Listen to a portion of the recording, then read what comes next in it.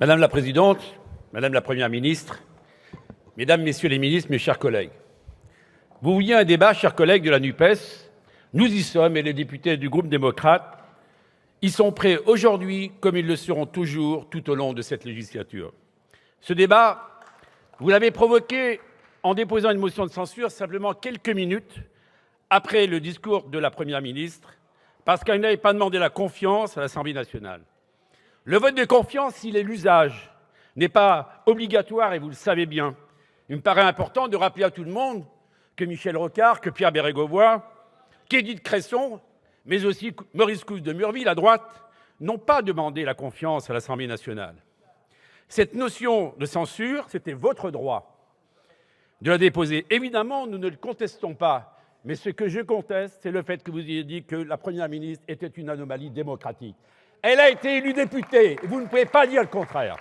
Et votre candidat a été défait.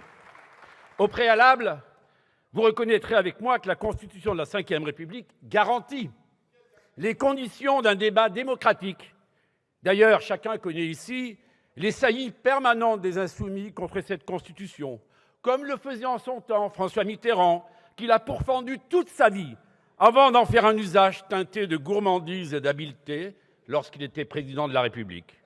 Comme quoi, le nouveau monde rejoint l'ancien monde. Mes chers collègues, depuis le 19 juin dernier, tout le monde a dit qu'il avait gagné, mais tout le monde a perdu. Personne ne dispose d'une majorité absolue à l'Assemblée nationale. La majorité présidentielle compte 44% des députés, donc une majorité relative. Elle n'a pas eu le résultat de 2017. Votre bloc politique, la NUPES, c'est un quart des députés de cet hémicycle. Le Rassemblement national, certes, il a multiplié par 10 son nombre de parlementaires, mais il n'occupe que 15% de l'hémicycle. La modestie, me semble-t-il, doit être la règle pour chacun. Surtout lorsque l'on voit que les taux d'abstention aux élections, législatives et présidentielles n'ont jamais été aussi élevés. Quelle défiance du peuple vis-à-vis des élus et de vous-même. Nous sommes loin de la situation, chers collègues de la NUPES, de 1993, où ils avaient fait, malgré la Bérésina pour la gauche, 800 000 voix de plus que vous.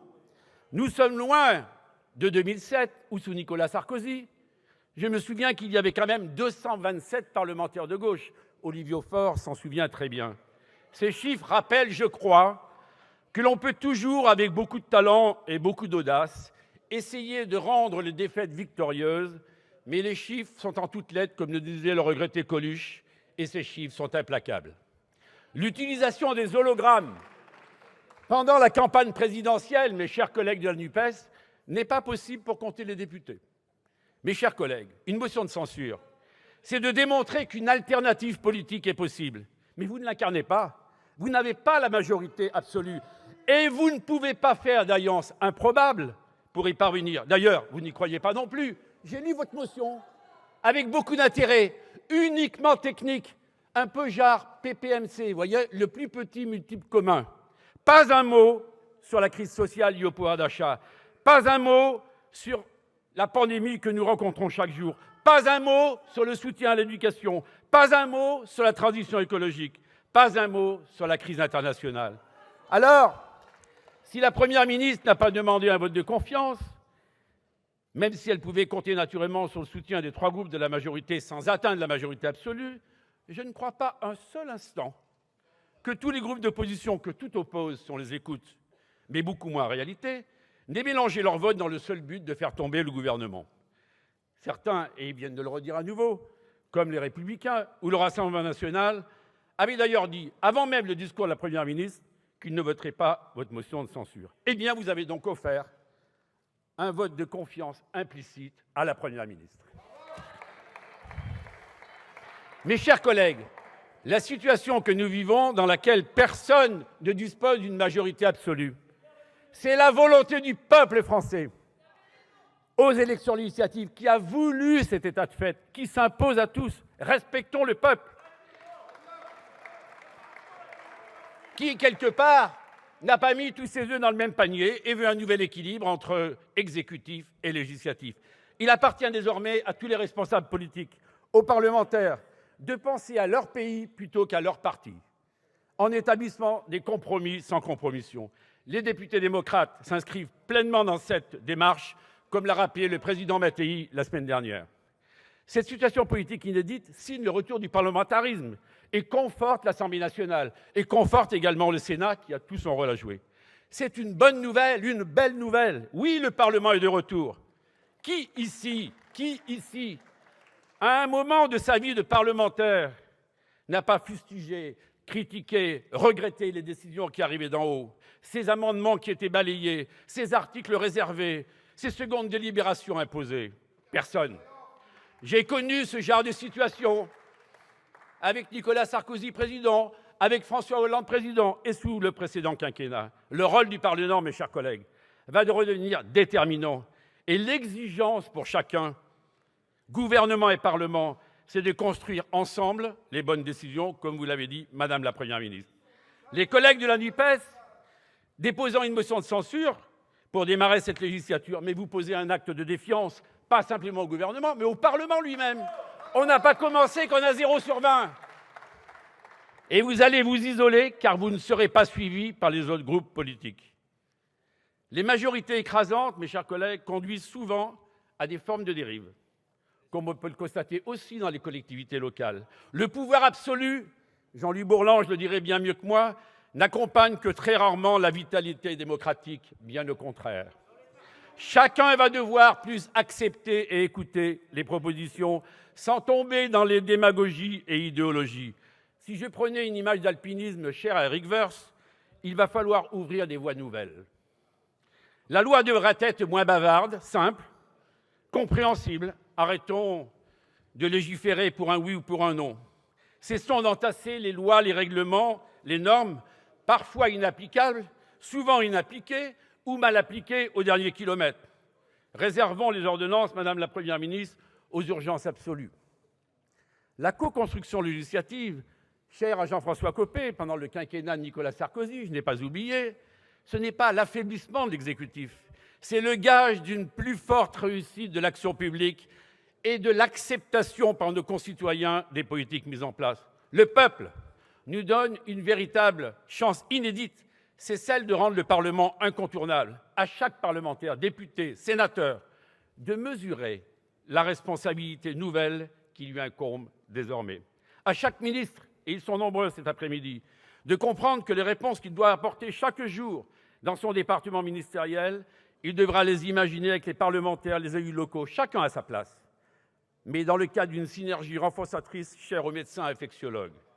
Non. Alors, mes chers collègues, au moment où le Parlement est de retour, après avoir parlé pendant des années de l'affaiblissement du Parlement, saisissons cette chance. Osons, bâtissons, écrivons, dans le respect de nos différences, de nos divergences, les solutions du quotidien. Nous sommes condamnés à nous supporter, comme l'a très bien d'ailleurs dit Claude Malhuret, le président du groupe au Sénat. Les Français n'accepteront pas le chaos. Ils seront parfaitement identifiés. Qui a fait quoi?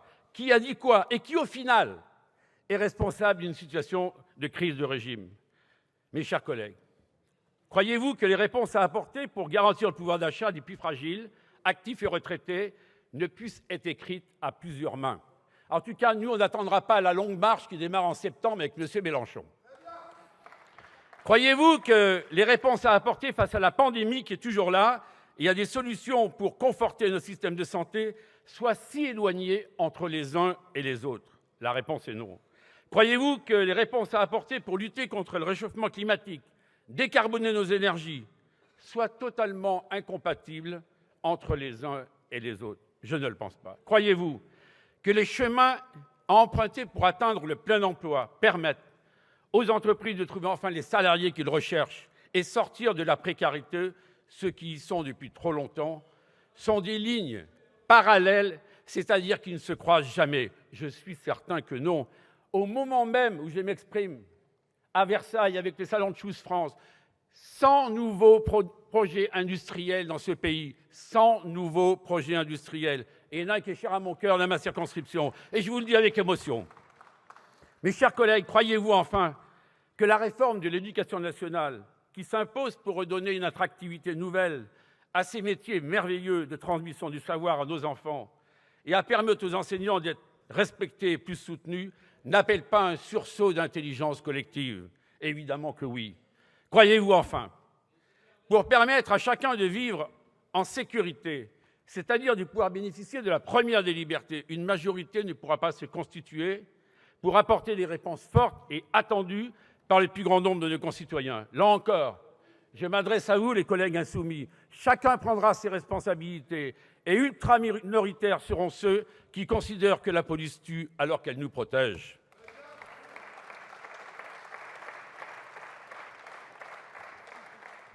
Mes chers collègues, le travail parlementaire de ces 5 dernières années est émaillé d'exemples qui démontrent qu'un chemin est possible, et je vais dire ça pour les petits nouveaux.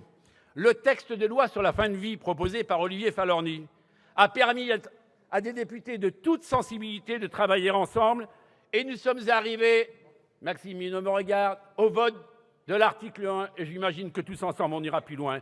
La lutte contre les déserts médicaux, je vois Yannick Favennec, je pense à Thierry Benoît, je pense à Guillaume Garot. Et les propositions que j'ai déposées, elles sont extrêmement proches.